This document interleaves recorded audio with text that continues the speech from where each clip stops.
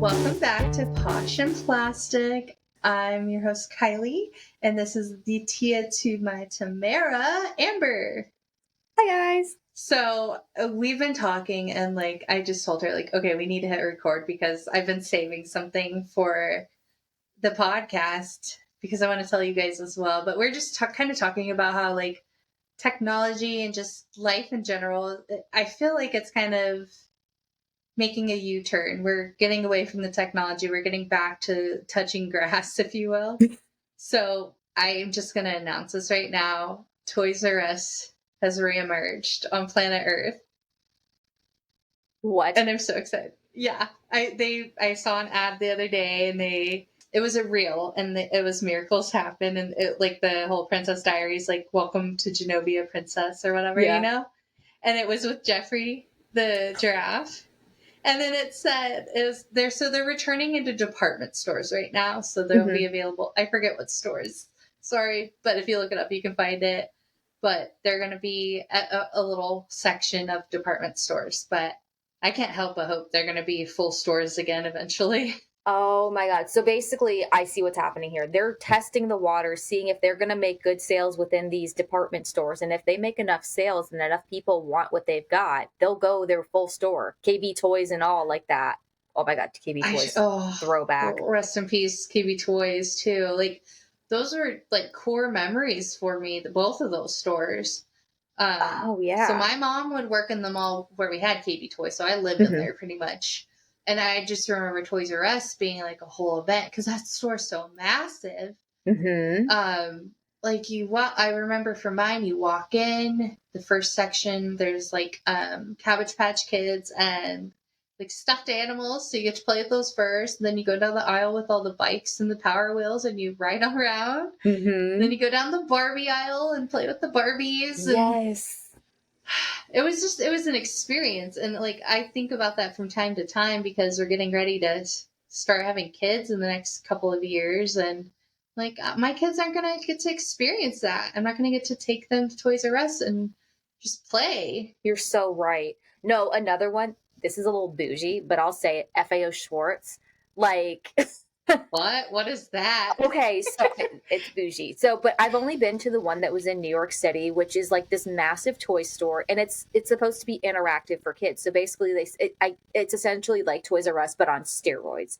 So okay, I remember they had the big piano you could step on, and I remember being able to step on that.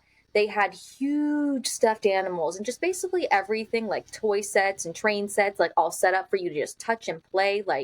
Think very children's museum, but in a toy store, and then sections to buy it. It's giving Home Alone 2 and he's looking in the window. That was the store, FAO Schwartz. That is the store. Oh, okay. Yeah. Okay, now I know what you're talking about. Yeah, sorry, yeah. You unlocked that for me, so yeah. No, but yeah, you're saying, you remember stepping on the piano and stuff. Those are core memories, and yeah, future generations don't get to experience that. They're the one that's growing up right now. They're on their little Stanley Cups and stuff, and they've been pushed into being little adults because they don't have toy stores. Oh my God, you're so right. I think there's a skip in these children, preteens. They're not getting that, like you said, that moment of childhood where they can kind of figure out who they are. They're trying to step into adulthood too early. They're not getting that little childhood moment there. Yeah. So I really hope we're all getting out of the Airbnbs, going back to hotels. I think we're slowly making the merge from streaming back to cable. Yeah. I hope that retail can make a full circle too. Oh, would be so good. I mean, I think it was a TikTok or an Instagram reel, I can't even remember, but it was basically showing storefronts from the 90s, 2000s versus now, and how fun and kitschy they were, and how now they're just boring to look at, and it's all just very clean lines. Bath and Body Works, for example. Do you remember when they used to have the checkered whole looking it was country style house on the almost. front? We don't do that anymore. The fun pink, the way pink, I don't know, pink is still a little bit fun, but still it was, I feel more pink and fun back in the day. Oh yeah, I was we're going in the pink store. So it's like, I miss that. Like I said, it wasn't just shopping, it was an experience. I remember this store in, I know it was, I think it was in Dublin, California, maybe Concord. I don't remember. I just remember it was like my mom was commuting for a little bit, and it would be like on the way. So, but it was called Zany Brainy, and it was like the scientific toy store. So it was like STEM related toys, and it was so fun to go in there. Oh my god. That gives me children museum vibes, right? When you could like Yeah. touch and just like play around and like it was basically meant to help you learn but have fun. Yeah. Oh. Yeah, and do you remember like the Discovery store? Uh-huh. Oh my god. They It- oh, kid stores, they don't do them. They don't even do them anymore now that I think about it. Like, no. Well, retail is really dying. And what we were talking about, folks, and I'm going to say it here so you guys can follow. So let's all join the club. I'm like done with Amazon. I bought some, like my shampoo and conditioner that I use, and I'm 100% sure it was duped. Did not smell the same of the little I had left of my other one. So I'm done with Amazon, and so should you be. yeah, apparently there's like tips and tricks to know if they're duping you or not. And basically, if you don't do those, they're probably duping you. And that's already frustrating enough. Where the convenience is lost because you're not giving me what I want. But it's ridiculous. Like I go to the store, like the store page of the brand. I like the examples I'll give. I've done Reebok, and then this one was Kristen S. Hair, and I go to the stores to find the products, order it, and I'm pretty sure they're dupes. So like, That's if I'm not getting legit off of that, then something's up. Yeah, that's not okay. I have my own issues with Amazon. I think they like to drop my packages in the ocean. We have beef, it's fine. When they're lying to their customers about like when you like you said you're going to the storefront on Amazon of this brand, they shouldn't be lying. Period, but they shouldn't be lying Yeah, there. yeah. And then we see all the propaganda they're putting out on Temu. And it's like, Temu's pretty upfront about the fact that their stuff is like made in China and like worth the dollar you're paying, but you're only paying $1. But that's my argument on that, right? It's like Amazon, you literally attack, but your stuff is like super expensive and half the time doesn't even get here or isn't even what you're asking for. At least Timu's like, yeah, we are dollar crap. If you want our dollar crap, come get it. Yeah. Like literally. Anyway, well, we should probably get our episode today. And by the way, happy St. Patrick's Day, guys. Happy St. Patrick's Day. Here's my green. Nobody pinch me. All right, guys, wind up, wind down, and let's hit rewind. All right, Kylie, what you got for us today? In recognition of St. Patrick's Day, I was thinking about what to do for this episode when I thought of the ultimate mascot of the holiday, leprechauns. So, of course, the first leprechaun I think of is Lucky from Lucky Charms.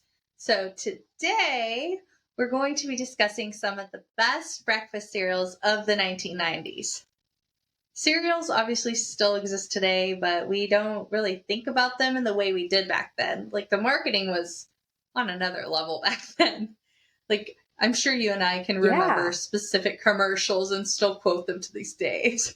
Okay, so between specialty cereals to unhinged commercials, cereals were a staple to a kid's lifestyle back then. So let's start with, of course, General Mills Lucky Charms. Lucky Charms is a cereal based with frosted oats with marshmallows that are in the shapes of the Lucky Charms. These included hearts, stars, horseshoes, clovers, and blue moons, pots and golden rainbows, and the red balloons. Unforgettable commercials.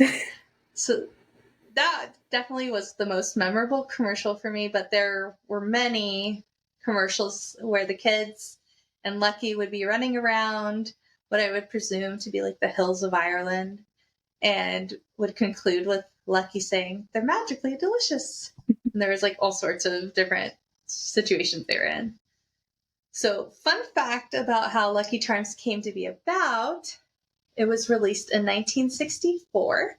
And it was essentially Cheerios or Wheaties, but with a twist. Developer John Holohan came up with the concept when he took Cheerios and added circus peanuts to the mix. So that's how they came about. Okay. That would probably be disgusting, so I'm glad they kind of remixed it a little bit. Yeah. The original lineup started with the 4 marshmallows. We had pink hearts, yellow moons, orange stars, and green clovers, which are still on the roster today. And over the years, there have been a handful of changes to the lineup of marshmallows. As of 2021, the lineup is hearts, stars, horseshoes, clovers, blue moon, rainbow, red balloon, and unicorn. So very similar to our childhood lineup, but there's a couple of differences there. Unicorn. I knew they had changed it up recently. I just didn't know what they added. I thought they just took something away. I mean, with today's kids, you've got to have a unicorn. I'm surprised they Yeah. don't have a mermaid. Fair. Like, those are like the 2 Staples. mythical creatures. Yeah. Additionally, there have been limited edition Lucky Charms. There was whales in 1986.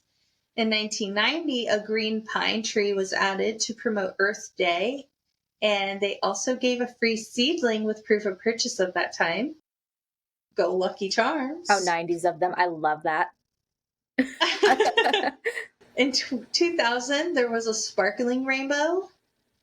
2010 was the first time they added swirled marshmallows. In June of 2013, 2 new rainbow marshmallows were added for Pride Month. In 2015, had diamonds. 2017 had vanilla cinnamon. That sounds pretty good. Mhm. 2018 introduced some winter-themed marshmallows, and in 2021, Loki charms were available in promotion to the Marvel series. So we've covered our leprechaun, but if I'm on the topic of cereals from our childhood, I can't stop there. So one of the favorites when I was younger was Captain Crunch. Yes. Berries or no berries, I enjoyed it. I agree. That one was good. Like, even the yellow bits were delicious. Oh, yeah. Totally worth the mouth lacerations. Yeah. Sorry, Matt. It's just all sugar. This is one, I believe, of 2 dry cereals created by Quaker brand, who mainly do oatmeal. This cereal was created just a year before Lucky Charms in 1963. Arthur D. Little, who also helped creating the flavors for candy bars, such as Heath, Mounds, and Almond Joy, modeled this after a meal his mother, Louetta Lowe, would make with brown sugar and butter over rice. So that's the original taste.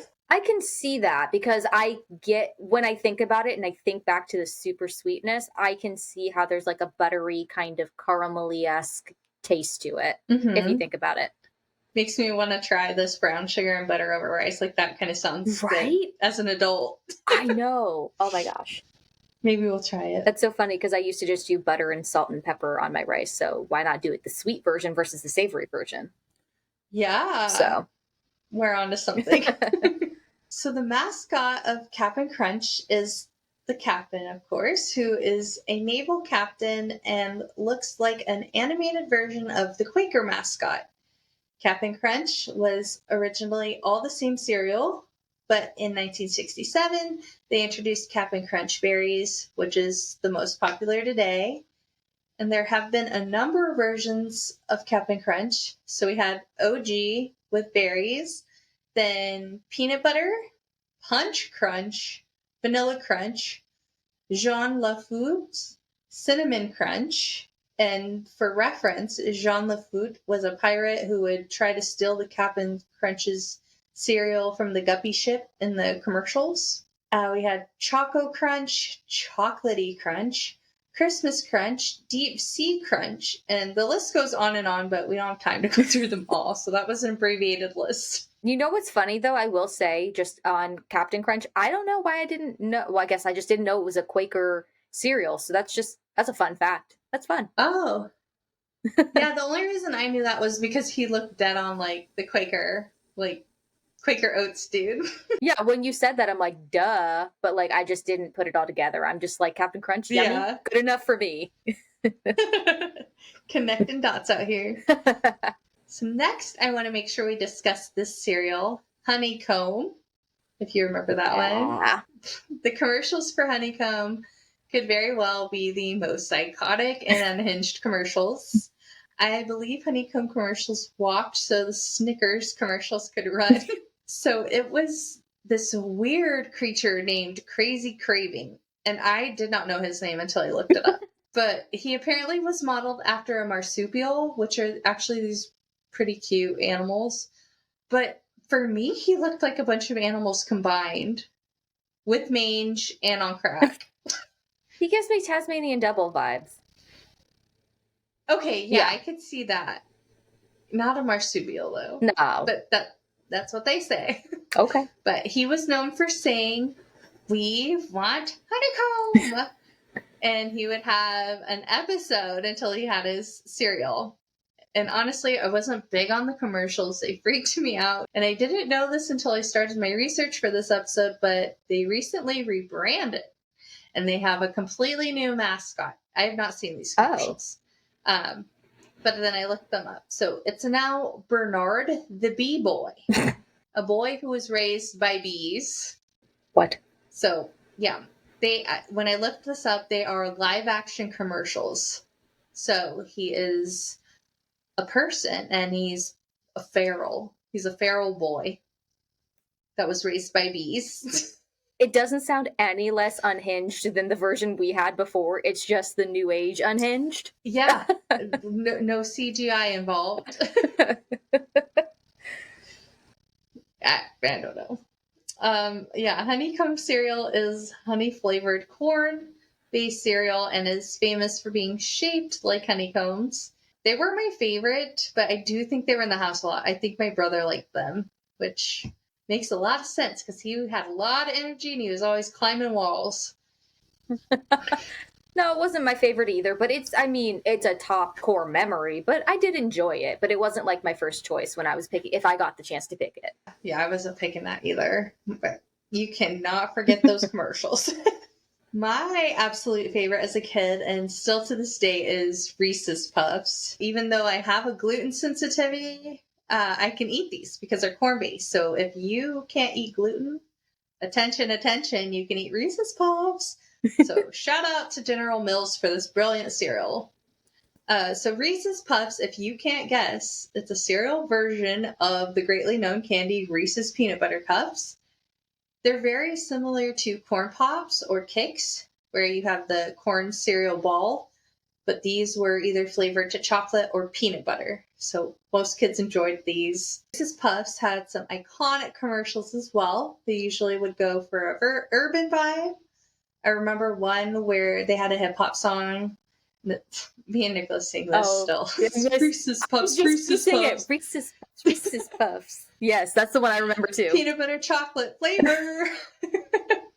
Yes.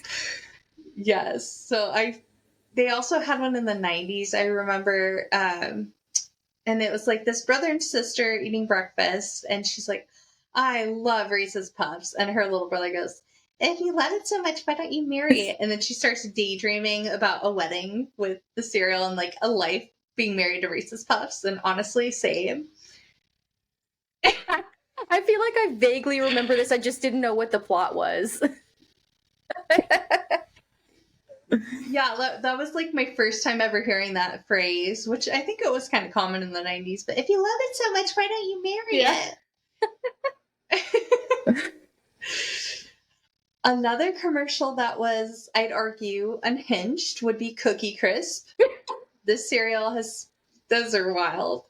But this cereal has been around since 1977. I feel like I was an older child when I first saw the commercial for Cookie Crisp. Same. But this is, okay, yeah, it wasn't just me. Maybe they made a comeback when we got a little older.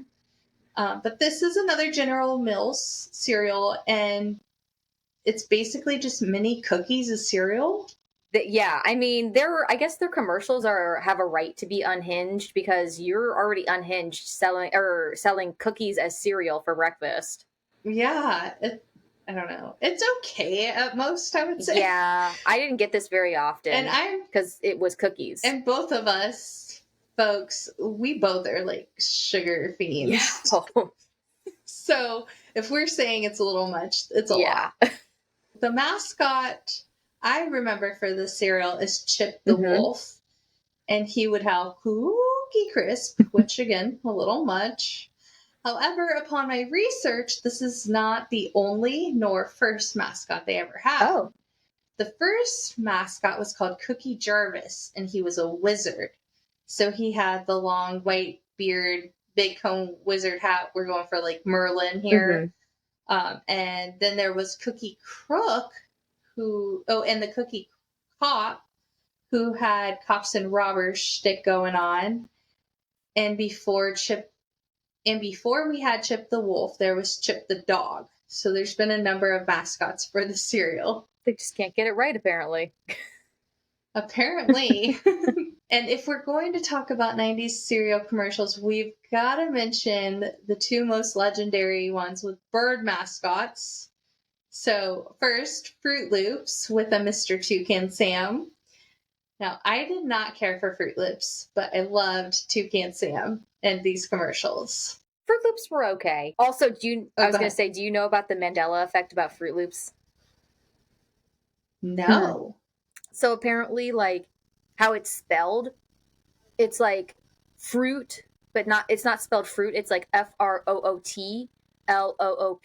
Uh-huh. And I guess people thought it was like fruit spelled out and then loops.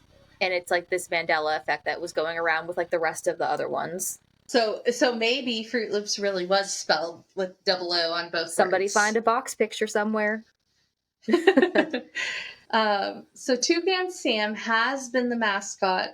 Oh my gosh. No, I'm looking in my notes right now and my like label says fruit like FRUIT. Uh-huh. But I straight up spelled it with double O in my notes. Huh. That is so weird. So it is in my brain as double O. Okay. Okay. So Toucan Sam has been the mascot of Froot Loops for the entirety of their existence, beginning in 1963 when released by Kellogg's. So most of these cereals actually started in the 60s, but were a huge part of our lives in the 90s, which is why I'm bringing them up. Interestingly enough, Froot Loops has two different versions of the cereal. So one in the United States and another in the United Kingdom. The United States version is basically a full version of the cereal, and it includes each color of the rainbow: red, orange, yellow, green, blue, and purple. The UK version only has 3 colors, and they are known as the secondary colors on the color wheel: green, orange, and purple. The version is supposed to be a healthier version with less sugar and sodium. Interesting. So maybe that's why Toucan Sam is one of the calmer mascots. Interesting. And now questions. I don't know if you can answer them, but maybe you can. If you can't, you can cut them out. It's fine. But does their box, is there a difference because there's a UK version? Does each box have it spelled differently? Maybe theirs is fruit and ours is fruit because ours is fake. That's the first question. Huh. I'm Googling. Okay. Bruh. Wait. So it is spelled UIT because I just Googled UK Fruit Loops and it's OOT. But this is like Amazon I can buy it on. So then I think, okay, so then I had it backwards. And so basically everyone thought it was spelled OOT, not spelled the fruit, and it's spelled out. I got it backwards then. No, it is spelled OOT. Oh, okay. Yeah, so there's some kind of Mandela going on here. Something, yeah. Okay, maybe we just assumed it was the normal spelling of fruit. Maybe. Okay. Sorry. But it looks like they are spelled the same. Okay, and then I was going to say, my follow-up question was, I wonder if just because a lot of countries don't use certain dyes in their food, and they said that they branded their cereal as healthy, so I'm wondering if maybe the dyes that they used were because they weren't using like reds or something like that, because I know red dye is like really bad for you. Yeah, that red dye is terrible. I'm pretty sure those are the same colors used in Apple Jacks. So maybe that is like a natural coloring. Could be. I don't know. Sorry. My California showing. Sorry. No, but no, like that was my question or my thoughts too, was that the less colors was the dye being avoided. Okay, yeah. So Sorry. that was my assumption I as didn't well. mean to hijack your segment right there with Froot Loops. No, you're good. Other people might be wondering. There was also a scandal in the UK with Froot Loops. So apparently they advertised that each color was a different flavor. However, Kellogg set the record straight. All of the colors are the same flavor, which is a fruit blend. So you heard it here, either first or second, there are no different flavors for Froot Loops. I feel like people get this mixed up with Skittles, which I feel like they have different flavors. Yeah. And some people say they're all the same, but like, especially the tropical or like the purple package, you could blindfold me and give me one and I'll tell you which color it is. No way. I can't do that. I wish I could. But no, but I definitely disagree about Skittles not all tasting the same. They don't taste the same. Yeah, no, like especially the tropical ones, you've got like pineapple and strawberry and like you can definitely taste the difference. Lime. Oh, which for the record, they don't even do lime anymore. It's green apple now because they hate us. Oh, really? It changed to green apple. I want to say 2018. Could have been sooner, could have been later. That's my guess. But I know they changed the green Skittle and they sometimes bring back the lime one because people liked it. But I guess not as many people did. Oh, okay. But I prefer the lime. Yeah, I love Skittles. They're so good. But unfortunately, it's like the most unhealthy candy out there. So good. I bet you, guarantee you, I could find you one that's worse. And I probably eat it. No, like I've heard that's like the worst candy. Really? Why? Eat. What is it? Do you know what it is about it? Probably the sugar and dye. Yeah. Well, I feel like that's everything I eat. Yeah. Yeah. So, anyway, I mentioned there were two birds well known for being cereal mascots. We also have Sunny the cuckoo bird, who is cuckoo for Cocoa Puffs. Like crazy or craving craze, Sunny would just go apeshit over cereal, and just at the mention of Cocoa Puffs, he'd freak out. Again, didn't really care for this. I guess I didn't like the high energy mascots. I wonder if they were trying to illustrate the effect of sugar or something. I don't know. But funny enough, in 2009, General Mills announced they cut sugar in 10 of their cereals, one being Cocoa Puffs. But yeah, Cocoa Puffs are puff cereal that are chocolate. They are not bad. It's chocolate, so yum, but yeah. They are sold in Canada, the United States, and Latin America under the Nesquik brand, which I believe is under the Nestle umbrella. However, in many commercials, they've shared that they are made with real Hershey's chocolate. So, Dun, dun, dun. Well, very weird. One thing I remember from the commercials, besides the crackhead cuckoo bird, was the high use of the color brown, which it always made me in the mood for chocolate. Yes. And didn't they advertise it as like it basically turned your milk brown, like it turned it into chocolate milk? Yeah. Yeah, that was the big appeal. And it did. Because honestly, I'm not even going to lie, the cereal got soggy really fast, but the milk afterwards was chocolatey, and I was happy. I didn't care. I'm like, give me the soggy crap. I just want the milk. The other cereal in my top 3 was Cinnamon Toast Crunch. This was also produced by General Mills and is absolutely delicious. So these are thin squares made up of wheat, rice, and covered in cinnamon sugar. Phenomenal. They are actually available in other countries and known by different names in some of them. So in French Canada, they are known as croque cannelle and curiously cinnamon in the United Kingdom. So I thought that was pretty interesting. Curiously cinnamon? It sounds like ominous. Curiously cinnamon. I don't know. That's what the Brits call it. So funny. I don't know. The origin of Cinnamon Toast Crunch is a pretty fascinating story. General Mills held a radio contest calling for the best idea for a new cereal. An unnamed child gave the idea and won. His grand prize was a set of Hot Wheels. So Can you imagine being the mind that came up with this brilliant idea for cereal that still lives on decades later, almost a century later, and not having the credit? You got some Hot Wheels. Looking back, I'd be like, yeah, that was my idea. Like, I'd be so bitter about it. Yeah, me too. Never eat the box of cereal because you're so pissed. The mascots were three bakers and didn't have a slogan until 1995 when they started with The Taste You Can See. And there have been a number of limited edition versions of the cereal. The most popular one is being French Toast Crunch. That was a good one. So those are some of the popular cereals of the 90s, guys. And if we left one out, let us know. And to our Spotify listeners, be sure to vote on this week's poll, which is what cereal was your favorite? And I'm going to ask you right now, Amber, what was your favorite cereal growing up? What was my favorite? Honestly, it was probably Lucky Charms because it was a reward. Basically, what I would do is I would eat all the cereal first and save the marshmallows for last. So it was basically like a reward for eating my breakfast. I got marshmallows at the end. That is some serious discipline because so my brother loved Lucky Charms. I tell you, he would eat just the marshmallows.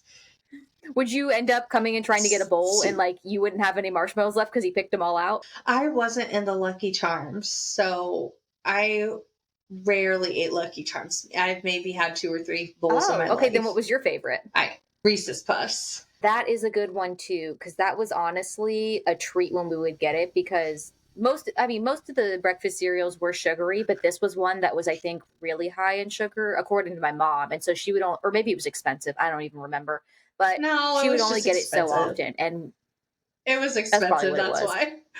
Okay, so what did you bring for us today? So in the spirit of St. Patrick's Day, today I will be talking about the DCOM classic, The Luck of the Irish. And my sources today are Wikipedia, hhsherald.com, what's on Disney, and what's on disneyplus.com. So let's get into it. The Luck of the Irish is a 2001 American Disney Channel original movie. The movie contains elements of fantasy and sport film combined with Irish culture. It was conceived as a St. Patrick's Day film, and it was first broadcast on Disney Channel on March 9th, 2001, which was just a week before that year's St. Patrick's Day. All right, so we'll get into the movie production basics. So the film was directed by Paul Hohen and written by Andrew Price and Ed Decter. It was produced by Don Shane, and as we know, it was released as a DCOM. So the lead role of Kyle Johnson was given to Ryan Merriman, who at the time was already actually pretty well known on Disney, which I didn't make the connection in my little brain. He had previously appeared on the 1999 Smart House and A Ring of Endless Light. Guess I didn't realize it back in the day, but this kid was, around. Other cast members featured Alexis Lopez, who plays Bonnie, Kyle's loyal friend. We have Timothy Omundson, the antagonist who is seeking the Lucky Coin's power, and Henry Gibson, Kyle's magical grandfather. I remember, so my maiden name is Johnson, and so when it was Kyle Johnson, I was like, that's the boy version of Kylie Johnson. And so I felt so cool that we had like pretty much the same name. It's your male counterpart persona. For real. And then I wanted to say too, I always thought Bonnie was so pretty. I know, I saw pictures like, yeah, she was pretty. I forgot about her. She kind of reminds me of the girl who plays Bonnie in Vampire Diaries. Like, she's got a similar kind of face in my head. Does that make sense?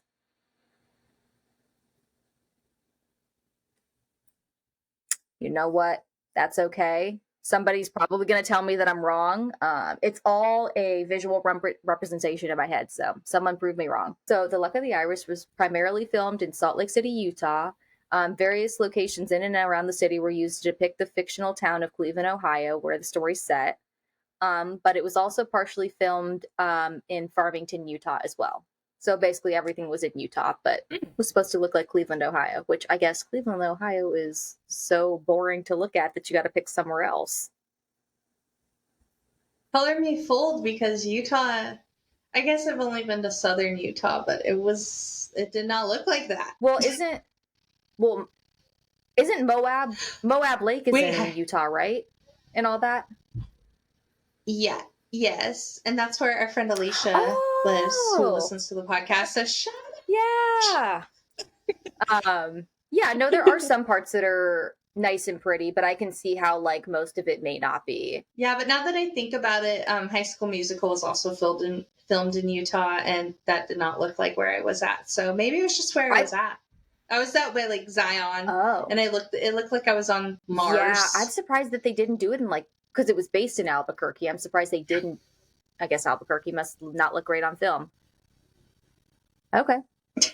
Oh yeah, well yeah, I guess that makes sense. So okay, it's interesting to know what places they use to depict other places. And another fun fact is that in 2012, The Luck of the Irish was actually remade into an Indian Hindi language television film called Luck Luck Kibat. I could be saying that wrong. Luck Luck Kibat, and it was released on Disney Channel India, which I thought that was cool. I didn't even know there was Disney Channel India, so how freaking cool is that? And there's a quick little synopsis in the movie that I found I wanted to give. So the movie centers around a 16-year-old Amit, or Amit, depending on how you pronounce it, who is a class hero and an incredibly lucky student who attributes all his luck to his special golden coin.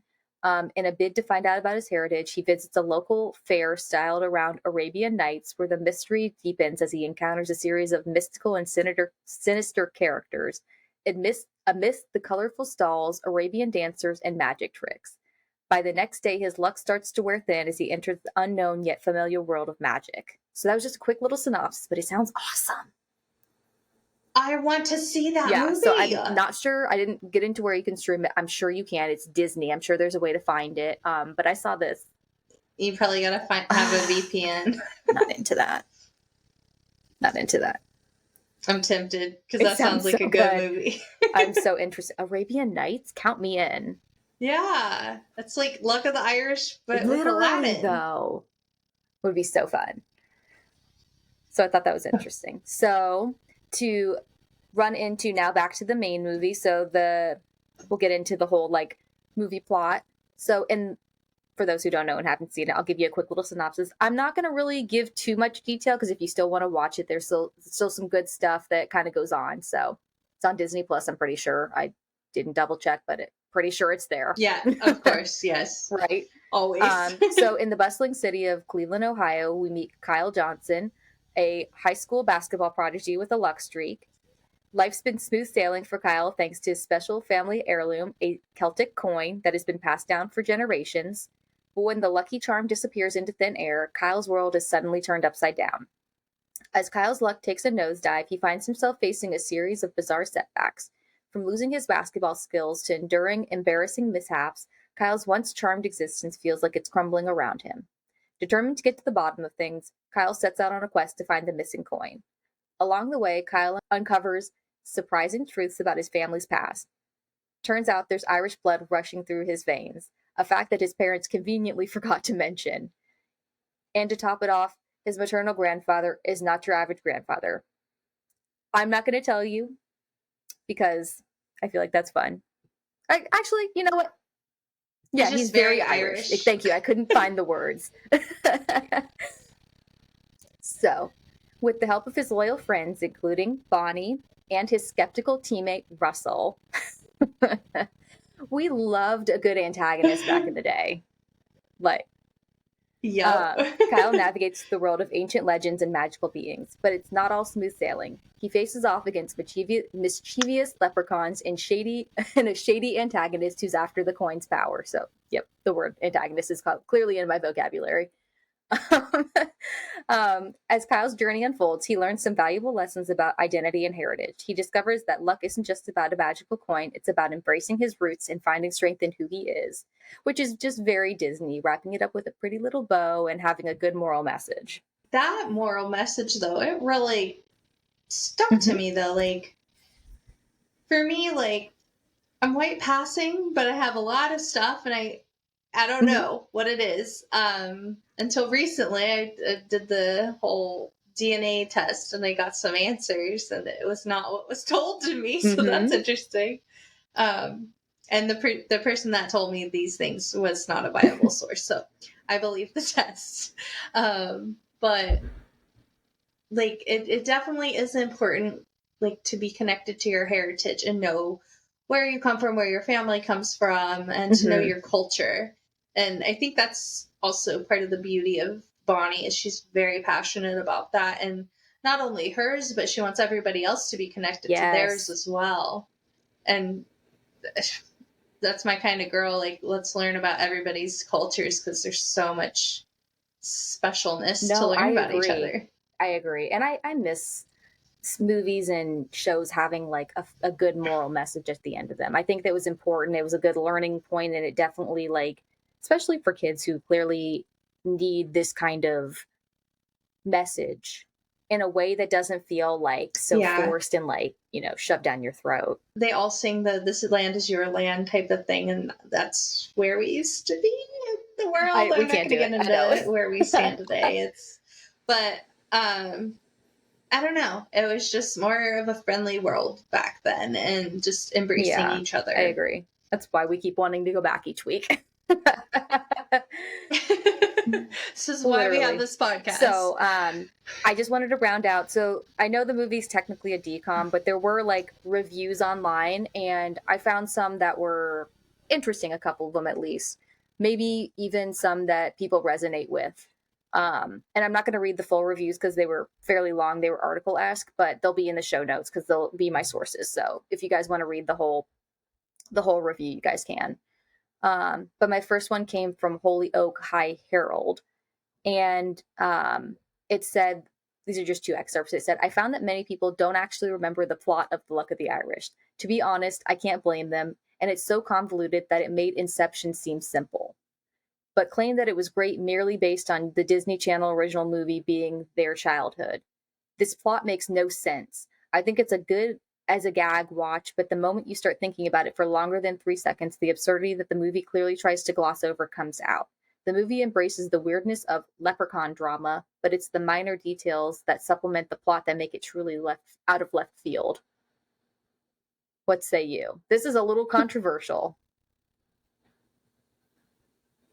I get where he's coming from because it is like there's this plot and then Mm-hmm. there's this plot. Like the first one is like he doesn't know about his grandfather, so his class is going to the potato factory that his grandfather owns, and he plots to sneak off from the group and go track this mysterious man down and get some answers. And then we move on from there with the leprechaun drama, and then we wrap it back around with the culture. But I think I don't know. It was fine. Like it kept it Yeah. interesting, and it's like okay, this like the story's done. Oh no, actually, the movie's going to continue because we have this new adventure. It was like a continuous adventure, and Yeah. And I I liked think it. some, like, especially from a younger kid standpoint, you always don't, you never want the story to end. So that's a good point there. But also, you want to have these twists and turns that take you throughout. You don't want it to be predictable. Yeah, exactly. Like I remember, are they on the bus? I think, and there's a twist with the leprechauns had a few Yeah, twists with them. There's like you think it's gonna end, but nope, and we're still here because something else exactly. So this is, happened. I mean, I can understand that maybe people don't, the first part, maybe people don't remember the plot of the movie. Okay. But I don't think that it's hard to understand. I think it's a simple thing to understand for the most part. I think this person just doesn't like a complex storyline, and that's fine. Yeah, I think it was definitely their opinion because I couldn't tell you Hmm. the last time I watched it. I remember it clear as day. I could tell Yeah. you the sequence of events that happened. Yeah, no. Yeah, that's why I think I pulled this one because I found this to be the most interesting because it was extremely opinion based, which was great, but it was like it was interesting to see somebody felt that way and they were like I'm going to see how other people feel. Hmm. And then I found the another one on what's on Disney Plus. And again, I pulled an excerpt, but you can read the entire thing. This film brings back so many memories of me during my preteen and early teenage years. Every month for a few years in the late 90s and early 2000s, I would wait for the newest Disney Channel original movie. The films were always a little cheesy, but they were perfectly targeted at adolescents. This is one of my favorites growing up, but like other Disney Channel original movies, it doesn't hold up as well as an adult. It's an admittedly fun time, and I will watch it every so often. But when this first came out, I'd watch it every time it came on. As an adult, I would probably watch it this once every March. It's still pretty good, but in my 30s, I'm no longer the target demographic, so it doesn't hold the same appeal. But as a father, it's a good, fun, wholesome movie I can show my sons. So this is fair what they're saying, I think. Yeah. I agree with that. Like, I really don't go out of my way to watch DCOMs anymore. If I do, it's High School Musical or Cheetah Girls. Like even my favorites, like I don't really go to watch anymore. Yeah, but like Halloween Town is my all-time favorite. I'm only gonna watch it around Halloween time now. I'm just getting old. No, for real. I think this is the most honest review that I can agree, and I feel the most like yeah. I think at one point, even during COVID, when I was stuck at home, I tried to watch Xenon. And don't get me wrong, the Xenon movies were good, but they're just, I'm not the demographic anymore. I'm too old for it. Exactly. Yeah. Exactly. So it's something we'll pass on. It'll come back around when we have kids. We go to watch it again. Yeah. So that's it for me on Luck of the Irish. Well, thank you. It's always fun to have these like themes around what we're doing. Do you have any plans for St. Patty's Day? Do you normally do anything? I mean, we'll cook at home. Like we'll do corned beef and cabbage. I love corned beef, so I'll eat like an Irish meal. I have a little bit of Irish blood going from my mom's side, so but nothing major. I actually don't have any, surprisingly. I found out I have a lot of British in me, which I did not. That's pretty cool, though. See coming. Or it's generalized. Like it can be British, French, or German. I don't remember, but So it could be any of those, but yeah. I have my idea that I'm Irish. At least I should say I haven't done DNA. I think I am watching you like bitch. No. Well, did someone tell you you had Irish in you? Okay, that's good enough. See, okay, I'll just tell. So my grandmother said that her father came from Spain when not only the blood test, but just on Ancestry looking at records, his father came from Mexico. So I guess if you go far enough, there's Spanish, but Mexican, not Spanish. I'm like, there's a big difference there.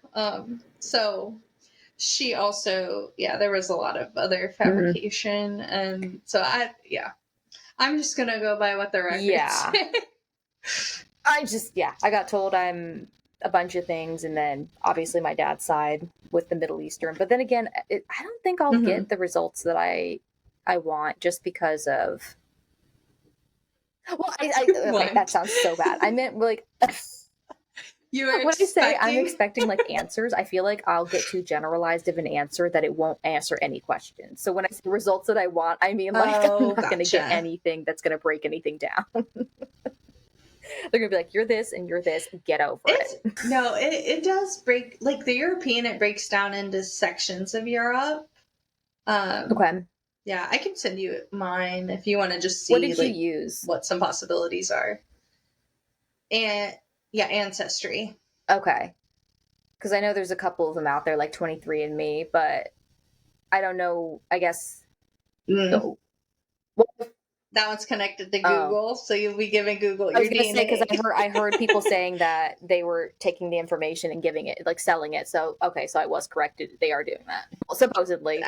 I've heard yeah.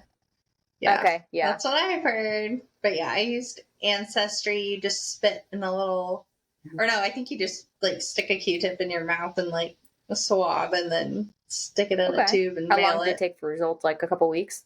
Like that's 2 to 3 weeks, I think. But like you can like in the Ancestry app, and while you're waiting, you can do your own research. Like looking at documents and stuff and building cool. your tree. But the app will show you like, oh, it's arrived at the lab, it's being tested at the lab, it's being processed, and then your results will show up in the app. Okay, cool. I know they have one for dogs too, which I think is interesting. Yeah, I think it's called Wonder. I've thought about doing that with my dog. It's so interesting how they have it where you can just do it for like everything now. And from just power. Yeah. Okay, we're rambling. Yes, sorry guys, we're talking about our heritages. But anyway, we will catch you next week for another episode. Please be sure to rate and review the podcast. And if you're not already, subscribe. And if you're on YouTube, if you can give it a thumbs up and also subscribe to our channel. All right, guys. We'll catch you guys next week for another episode of Posh Plastic.